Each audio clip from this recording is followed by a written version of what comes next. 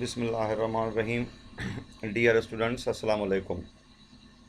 Today we are going to start new chapter number 6, interbotany, chromosome and DNA. Today our topic is introduction of chromosome and all over about the chromosome. Now first of all, chromosome. Chroma means color plus soma is equal body. जैसे मतलब निकलता है literally it is a coloured body, but actually it is not a coloured body. But why it is called as coloured body, अभी हम ये discuss करेंगे. तो chromosomes basically they are thread like structures present in the nucleus of the cell. बाबू ये जो chromosome हैं, जैसे हमने ऊपर कहा कि भाई ये कलर्ड बॉडीज़ हैं, एक्चुअली ये कलर्ड बॉडीज़ नहीं होते, बट इनको हम ये ऐसे डिफाइन करेंगे कि chromosomes are thread like structures present in the nucleus of the cell. They carry genes which transfer characters from parents to their offspring. बाबू इनका काम ये है कि ये कैरेक्टर्स ट्रांसफ़र करते हैं फ्रॉम पेरेंट्स टू ऑफस्प्रिंग, क्योंकि ये क्रोमोसोम कैरी करते हैं जीन्स, और जीन जो है ना वो फैक्टर है किसका, हेरिडिटी का. और वो हेरिडिटी क्या है, वो है transfer of characters from parents two of spring. ये है बाबू क्रोमोसोम, ये पूरा सेल का ये न्यूक्लियस. तो सेल के न्यूक्लियस के अंदर ये थ्रेड लाइक बॉडीज़ हैं. इन थ्रेड लाइक बॉडीज़ को कहते हैं क्रोमोसोम.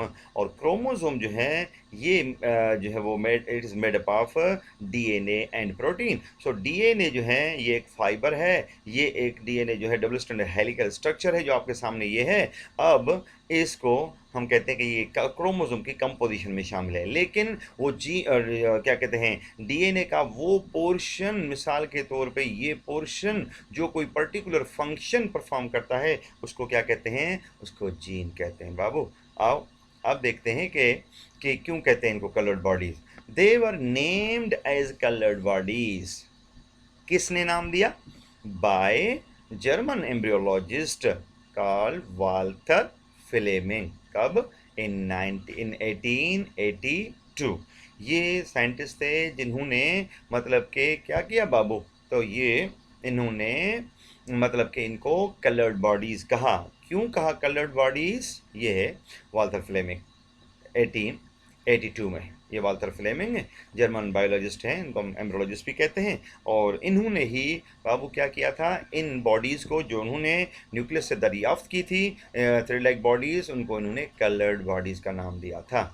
अब कलर्ड बॉडीज़ का नाम क्यों दिया था, क्योंकि इन्होंने जब ये मतलब कि इन्होंने क्या नाम है कि ऑब्ज़र्व किए थे ये बॉडीज़, तो he placed dividing cells of salamander larva in the Perkins aniline die.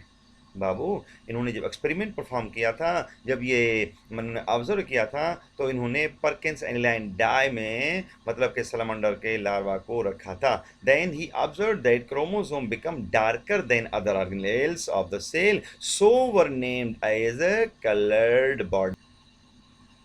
तो बाबू मैं बात कर रहा था कि जब इन्होंने सलामांडर का जो लार्वा है उसको उन्होंने ट्रीट किया था with dye that is called Perkins aniline die.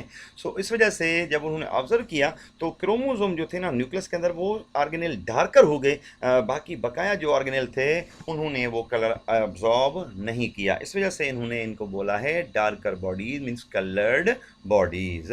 तो अब ये है जिनको हम परकिन कहते हैं. इन्होंने ये डाई दरियाफ्त की थी, इन्होंने डाई बनाई थी जिसकी वजह से इसको परकिंस एनिलाइन डाई कहते हैं. बाबू तो ये जो डाई है ये फ्लेमिंग ने यूज़ की, इस वजह से वो डाई की वजह से हम इसको कहते हैं परकिंस एनिलाइन डाई. और वो जो ऑर्गेनेल डार्कर हो गए थे वो थे क्रोमोसोम सेल के अंदर, इस वजह से इन्होंने फ्लेमिंग ने उन बॉडीज़ को नाम दिया था coloured bodies.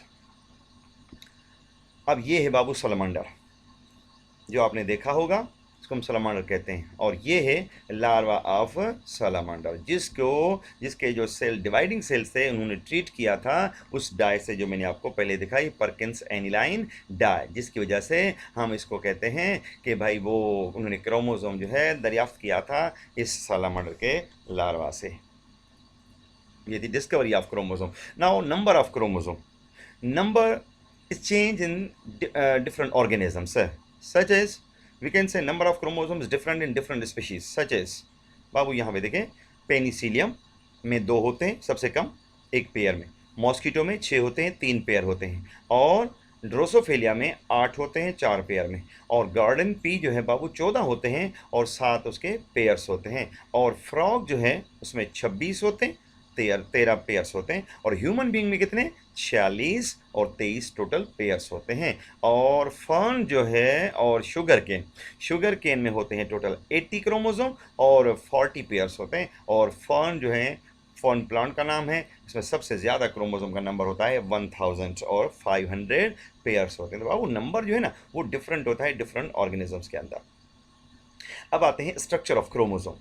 Basically chromosomes are visible at the time of cell division. ये याद रखो कि क्रोमोसोम जो होते हैं वो विजिबल होते हैं कब, at the time of cell division, खास तौर पे मेटाफेज के दौरान वो विजिबल होते हैं और दिखाई देते हैं उनकी, मतलब कि वरना तो क्रोमोसोम जो होते हैं ना वो नेटवर्क की सूरत में होते हैं।